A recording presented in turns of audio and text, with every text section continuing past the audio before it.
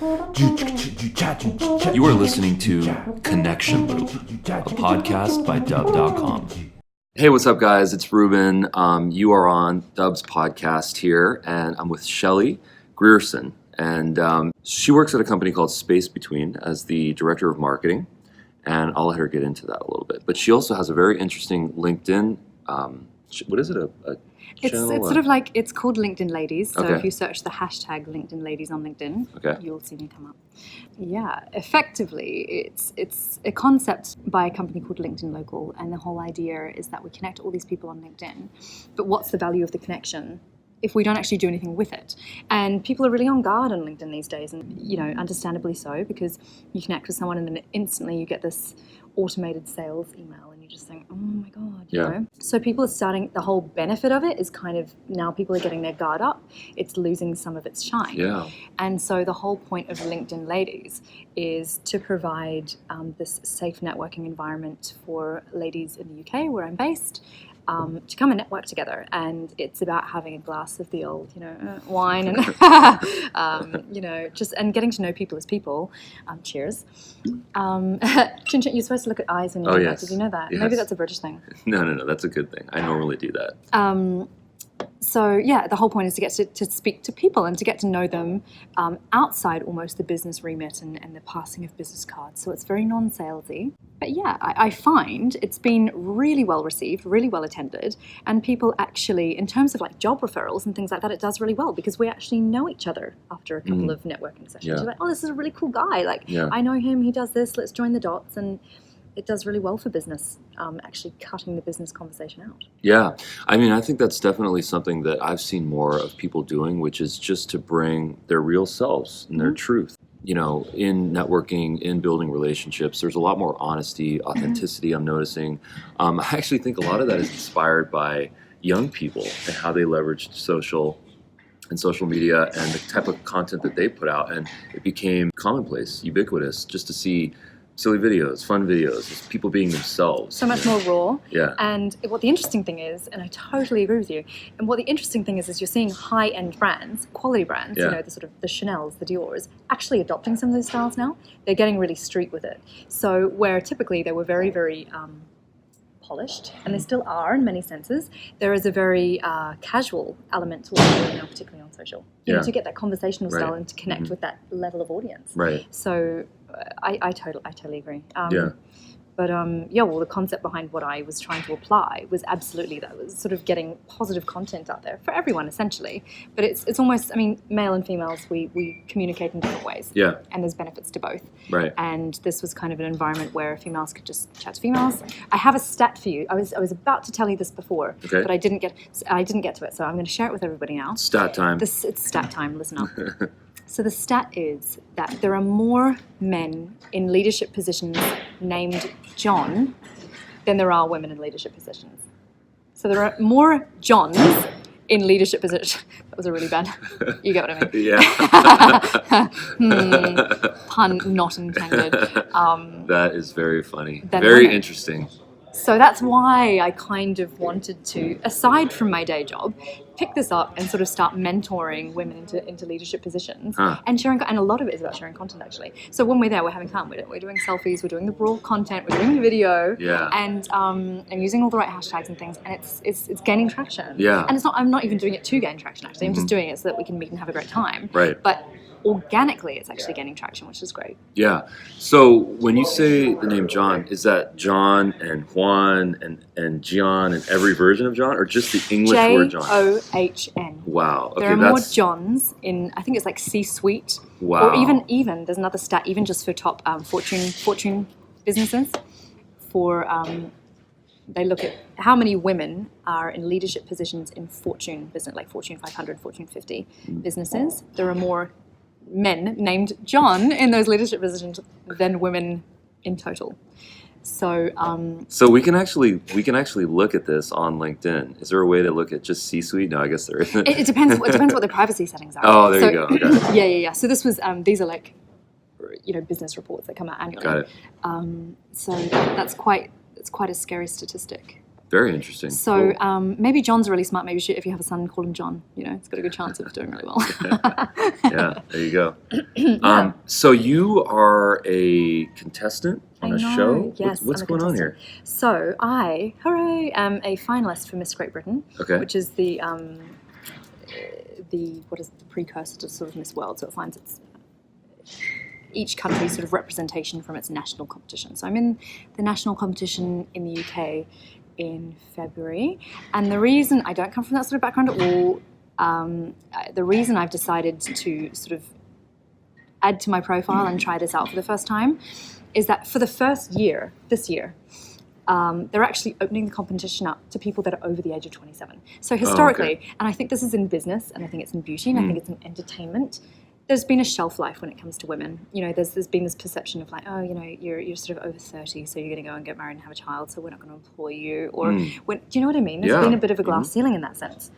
And I think what Miss Great Britain are doing is fantastic. They've opened it up to people over the age of 27. Like, I don't know why anyone couldn't apply anyway that wanted to.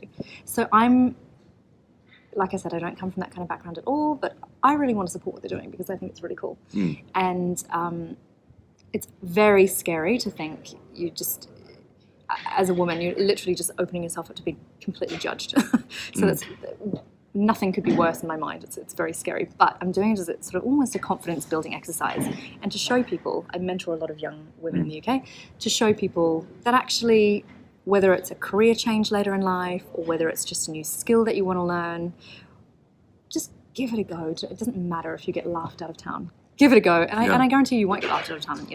It'll all end well generally. So we have to try new things. So how did you get into that? I mean, do you come from? I mean, do you have previous modeling experience? Or? No, not at all. So basically, how it all came about. I instantly, whenever I think of someone that's on a contest like that, I always think that they are, an actor, actress, model, some sort of spokesperson. So no, definitely not. So actually, I've been in marketing for the last 15 years, and I've loved it. But what I've really found is I've really applied myself to the business that I've worked in, which is great, right? And that's what every employer really sort of wants. But what I've started realizing in the last sort of couple of years is that actually it's beneficial to you and the business if you focus on yourself as well and you build your own profile. And that is everything to do with the work and what you do, and attending conferences and being on podcasts and meeting great people, but also extracurricular stuff as well. It's that human element of your content, right? People really connect with that because they go, oh, this is a real person. Oh, they're out walking the dogs. They're doing, this, that, the other. They're struggling with kids working from home or whatever it may be. And so the reason I actually got into it was because I'm connected to a BBC World reporter or journalist in London who I sort of filter a lot of our original research through. And she was Miss Congo. Oh, really? Like in Congo. Wow. And anyway, she moved to the UK and started working for the BBC. She won over thousands of people this amazing internship with BBC Global News and has worked her way up through the ranks. So I was in connection with her as a journalist, as a reporter. And she was talking to me about her whole story. And so anyway, I just sort of looked it up just out of curiosity. And then I saw that it was like the inaugural year where actually they were, in the UK, they were saying, you know what, age isn't a barrier anymore. And as much as it makes me go, ooh, shudder with terror at the thought, I thought this is something I really want to get behind. And the fact that I stand up there at LinkedIn Ladies every time I host it and go, hi, I'm leading this charge, I felt like, you know what? I feel like I need to do this to sort of prove to people, I'm doing what I say I do outside of work. I'm sort of leading the charge a little. Yeah, that's amazing. I mean, I'm really kind of inspired because you're definitely putting yourself out there, and you're making yourself vulnerable. Because I think that when you do something like There's that, definitely an element of that. You said that you open up yourself for criticism. Of course, there's a lot of positive attributes to this as well, but that's a reality. I mean, anytime we put ourselves out there, there's always going to be people that say X, Y, and Z, but we can't really worry about that, right? Totally. Yeah. Well, that's part of building your profile, right? Yeah. So, and no matter what you do content-wise, and the more you amplify it, the more response you tend to get, right? So that's the whole aim of the game is we go, right, we want to grow our following. We want to promote amazing content, preferably video content, because that's what's, absolutely ruling the present and the future. But also, we need to be able to manage as we do that. In parallel, we need to be able to manage how we handle responses, both positive and negative. And I think when you see channels where, even if I go to a TripAdvisor example, so I step away from even our own content for a second, and I go, let's go to a TripAdvisor example, and we look at someone where they're like a host of a hotel or a guest house, and they've got all these positive reviews, and they've all gone, oh, thanks for the great review, it's been great hosting you, la la la. And then for a negative review, they don't say anything, they just ignore it. Yeah. I mean, there needs to be a level of response to our content that we're consistent with, even when we don't want to face it. I think that's really important, because if you provide a really well-worded, friendly, understanding response, I think that's a good thing. That's a good thing. Yeah. And we just need to be prepared when we're dabbling in the content world that, this is going to happen. There are going to be bad things that come back. There are going to be people booing me off stage probably, but you just have to deal with that, and go, you know what? I'm at a point in my life where I need to just shake it off. Yeah. And of course, there's a certain amount that sort of penetrates where you go, ouch, but that's okay. Goes with the territory. All right, guys, we are back, and now actually we're using Blue Yeti mics. So you're going to notice that the quality of the sound is a little bit better. So we just kind of boosted that, and it should sound pretty crisp. So Chicago, what's been your experience? I've loved Chicago. I've never been here before and really liked it. Yeah. To be honest, I'm from Auckland in New Zealand originally, and it's very similar. Oh, so that's where you grew up, or? Yeah, that's where I grew up. It's very similar in terms of just like nice city skyline, beautiful waterfront, lots of green spaces, very vibey. Like it. Okay. Really like it. Enjoyed my time. Glad I came here. So talk to me about the Kiwi culture. It's very chilled. It's very relaxed. Okay. And there are good things and bad things that go with that, I think. In terms of business, a lot of entrepreneurs, not as much as in the States, obviously, because there's such a huge population, but a lot of people there are business owners. They have great ideas and they start businesses. Why do you think that is? And these are the locals or the immigrants? No, locals. Well, both, really. So even the immigration culture is very inclusive. It's very well set up. It's we sort of go, okay, it's very pro-immigration. We're such a small population. I mean, it's less than 5 million, which is tiny. And then as part of that immigration process, people are very well supported into education, jobs, communities, and things like that. To just makes everybody's lives so much better, right? So, but what I like to think, I went to university there. What I like to think, and maybe this is the same everywhere, I'm not sure because I haven't studied and gone to university everywhere, is that you're taught, in school you're taught things, you're taught physical things. In university you're taught to think, and I think a lot of people coming out of Kiwi universities, because we are so isolated and so far away from everything, it's like dream big and give it a go, and it's quite a supportive environment. So you're taught to think and you're taught to have these ideas, and then people just give it a go. And I think New Zealand, the reason why a lot of big enterprise businesses use New Zealand as a bit of a pilot study, so things like Coca-Cola, for example. In many cases, New Zealand are the first place in the world to get to try a lot of things, because they use New Zealand as like a live pilot study. So it was like vanilla Coke back in the day. They were like, oh, we'll just try it there first. Oh, really? Yeah, before it's released. So there's loads of things like that where they just we're sort of like the guinea pig population, That's interesting. And then when did you move to England? So I lived in the UK a few years. When I left university from New Zealand, I moved out. I went to the Great Barrier Reef, lived on a private island for a couple of years, working for an amazing resort, loads of fun in water sports, diving, in my free time, awesome. Wow. Then I moved to the UK. I'm all about the experiences, slowing down on my older age though. Then I moved to the UK because I really wanted to do the London experience, and I highly recommend for anyone that has that itch, just do it. It's an amazing place. And then I ended up working, from London I moved to the south of France and started working on super yachts, and I did that for many years. You worked on what, I'm sorry? Super yachts. Okay. Private yachts. So I worked for two American people. One was the Walmart family, the Waltons, and the other was someone called David Geffen, who set up Geffen Records and DreamWorks Pictures. So. And then I worked for a vodka Russian guy. And so we got to go to these amazing places all over the world, everywhere from sort of, the Galapagos Islands to actually went to New Zealand, Tahiti, So Alaska, you basically lived on these super yachts for a little while. Yeah. That's incredible. It's a great, it's a great These are like to $50 travel. million, $100 million yachts. More, yeah, crazy.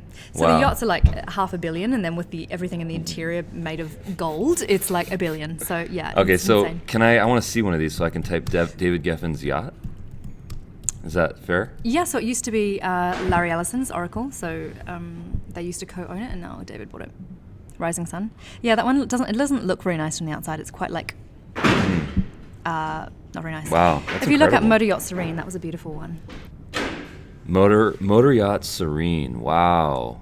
So you lived on this yacht. Yeah, Google it, everyone. Motor Yacht Serene. That is enchanting. So, multiple helipads, pools, DJs. We had a lot of cool guests on here, let me tell you. Wow. I mean, this is right out of a rap video. Well, Sharon Stone hit on my boyfriend when I met my fiance. I hate it when that happens. I hate it when rich people hit on my boyfriend in front of me, and I'm not allowed to do anything because I'm staff. So it's like I'm standing there going, like, Sharon, back off. It's insane. So we literally, if you find yourself at any point poverty-stricken but wanting to travel, get yourself a job on a yacht. Wow, that's a great life hack. Yeah, and it's a life hack, and it's one of these sort of secret industries. Yes. But from a content perspective, yes. Oh my God, you sign all these confidentialities. Which obviously go down the drain after a couple of glasses of wine, right. And you say it on a podcast. But but other than that, you're very restricted in what you can post and that kind of thing. So your life is almost a bit secretive. It's almost a bit sort of. Do you know what? I would almost consider it to be similar to a military life in many senses, because you're very secluded. You're not allowed, or you don't necessarily have contact with people all the time, because if the owner is on board, all the bandwidth goes to them, right? So you can't be sitting there streaming Game of Thrones because they want to stream Russian television off satellite. So all the bandwidth goes to them, and you. Yeah. Very interesting. Cool. Yeah. Got it. Okay, so we talked about Chicago. We talked about LinkedIn Ladies. We spoke about, I think there was something else that I really wanted to talk to you about. Oh, I think it was sort of leaning into us as personalities. I want to touch upon that a little bit. Talk to me about your experience. You mentioned something when you were on stage, or I think about this event. Talk to me about that a little bit. In terms of different. Would say leaning into who we are and like us as personalities, and sort of the things that we project, and how to be your most honest self. How about that as the question? Yeah, definitely. I think, again, that's really topical. Everybody's talking about authentic content to the point where it's almost like the word authentic, you sort of go, ooh. And why is that? Why is that a cringy word? Just because it's used a lot, I suppose. It's being used a lot at the moment. And then that cycle will pass, and authentic will be a word that is okay to use again, I guess. But yeah. I guess we're so inundated in our work lives, in our private lives, whether it's content that we're producing for work purposes, or whether it's something that we do in our spare time. Like, I'm sure I speak for everyone when we have friends on our social media channels that are almost broadcasting their lives in an unreal way. And I've had to take detoxes from social media because social media it's made me detoxes. feel bad. Like, do you know what I mean? Yeah. I log on. I'm not working on super yachts anymore, and I've still got these friends that are, and it's like, oh great, someone's in the Maldives, and I'm sitting here and it's raining, and I feel depressed about it, And so I've had to take detoxes because there are people that almost self-promote on the social side of things, not even on the business side of things, and so I think there's a balance to be had. I think it almost depends where you're from a little bit. I know basically in the UK, in Europe, I know in New Zealand as well, we're a very quiet bunch in terms of self-promotion. It's considered very cringy, and it is. Like, I feel like that as well. I feel like I've got to sort of break that barrier down a little bit. Yeah. But we were talking about this before, actually. Like, nobody is going to sing. If nobody else is going to sing your praises, then you need to put your best foot forward yourself and take that opportunity. And there is no better time than now, and I don't mean that in sort of a cliche sense. I mean physically in the digital world, no better time than what there currently is now in terms of the channels and technology available to us to do that, and to get your personality across. And don't feel you have to mimic anybody. Just be yourself, because that's really what sells. That, because that makes it sound like it's a business transaction. Right. That's what appeals. Yeah. There's a woman that I follow on YouTube. I'm not even one of these YouTubers at all, but I've just been pulled into it. She's actually a beauty vlogger, and I don't follow her for the beauty. She's just hilarious. Who is this? I don't know. Jamie someone. I just put Jamie small hands makeup video, because she just takes the piss basically, and I just find it so funny. So I'm just Googling Jamie Small Hand. What is it? Can you read that? Jamie Small Hands makeup video. Okay. So what's your tiny hands? Jamie French. There we are, people. We found it. Okay. Jamie French makeup Writing tutorials. is not that easy, but Grammarly can help. This Do you use Grammarly? sentence is grammatically correct. I did, but then I got sick of all the. Oh my She's gosh. hilarious, and she's a fantastic singer. Actually. Someone yesterday told me I'm a good singer. I'm so excited for today's And I'm a video. drummer. I don't sing. Today we did Maybe you should the start Tiny singing. Hands makeup challenge. We did a spring makeup tutorial, as you can see. Just kind of a fresh, Wow, she's great. bright spring makeup look. I love her I saw someone vibe. on Instagram story using tiny hands at her work, and it instantly came to me. I was like, Oh my gosh. something like that. Honestly, Then other people Wow. she just, she's very self-deprecating. go-to foundation for Well, me right I mean, now. what I love about this is that, she shows herself without makeup. And that's honest. I mean, that's what she looks like. That's the truth. For me, I totally don't even follow it for the makeup tutorial Yeah. aspect. I follow it because she's hilarious. No, this is great. She does other ones where it was like, and she does it with a serious stance, and it's like, the '90s clubbing makeup look, which was like horrendous. Where, nobody. Zoolander style? Yeah, yeah. Nobody was famous for good looks in the 80s and 90s. Let's face it. We've all been there, and so she does it, but a completely serious face. Okay, well, what you want to do is find the complete wrong tone of foundation, just slap it on. Don't worry about anything else. And it's nothing about the makeup. She's just hilarious. So that's Cool. Jamie French, check her out. Very cool. So anything else? Anything else you wanna bring up? Darling, I could talk for days. Okay. But Yeah. So I you're dare gonna be not. so in about 6 months' time you're gonna be the winner of that the pageant. Can I call it a pageant? I don't like the name pageant. I like contest better. Contest. Because- So and when is that? It's in February, so it's Oh, all okay. live TV. It airs. As I'm sure it does here with Miss USA. Very cool. So it's quite scary. And then do you have to get voted? No, it's based Or on is it based on judges? Okay, got it. Judges. So it's like a closed room. But there are things that come into play. So over the next 6 months, we have things like publicity that is measured, charity like fundraising and all that sort of stuff that is measured as well. So it's interesting because I'm connecting with all these girls that have been really into pageants for since they were knee high to a grasshopper, and I'm coming in at the ripe old age of 32. For the pure reason that they've opened it up to us old ladies and giving it a go. And isn't it ridiculous though? 27 is so young. That's almost the stand I'm trying to make, is like, it's so young, nobody should be restricted to that or feel like they're over a hill at the age of 28, because it's ridiculous. Yeah. Life's only just begun. Yes. Yes. So yeah, there are a few measures that come into play over the next 6 months. Yeah. But ultimately, it is what it is. But they say it's like, look, it's not solely based off this, that, or the other. We actually want to find the right personality in the right person. Right. I'm slurring my words because I've had 2 wines. You can't really see it because it's hidden behind the microphone. I can't But tell. it's been a fun podcast, let me tell you that. Yeah, this has been fun. Yeah. Well, thank you so much for your time. Thank you so much This for has having been me, really Ruben. good, It's been yeah. fab. It's been lovely meeting all of your team, Yeah. all the people behind the scenes that go Yeah. into all of the work that Yeah. you see. Well, no, been we met in incredible. Los Angeles at the Digimarcon and now Yep. here in Chicago, so it's been a good event. Yeah, it's fun bumping into people all over the world, right? Yeah, it's been fun. I mean, this was my first kind of video masterclass sort of keynote speech that I've delivered. So it's sort of a big deal for me in my career, and it was definitely a learning experience for me. Do you know what? If you hadn't have said that, I would not have known, because you've got one of these voices that sounds very experienced. You could be well, look, you're in front of a microphone. I think you've found your calling. Well, actually, it's funny that you should say that, because I spent a lot of my time and a lot of my life behind the scenes, as the tech guy, creating workflows, automation, building stuff. And it wasn't until probably a year or two ago when I realized that, hey, listen, I just need to put myself out there. If I want to build a brand, if I want to build a company, if I want to connect with people, I need to leverage video because it's so scalable. So that was really my inspiration. And really, I think it comes from a desire to teach. So I actually had a really good chance to spend probably almost an hour and a half with a guy named Dr. Terry Shintani. That's his website, drterryshintani.com. But he was a doctor out of Hawaii that's into wellness and alternative medicine, and I had so much fun just helping him with his website. And we recorded the whole thing, so we have like 4, video vlogs out of that. That was a lot of fun. So for me, it's about the learning and it's about the connections. That's very cool. Yeah. It's been a pleasure. Yeah. Thanks so much. See you guys on the next one. Don't forget to subscribe. See you guys. You are listening to Connection Loop, a podcast by Dubb.com.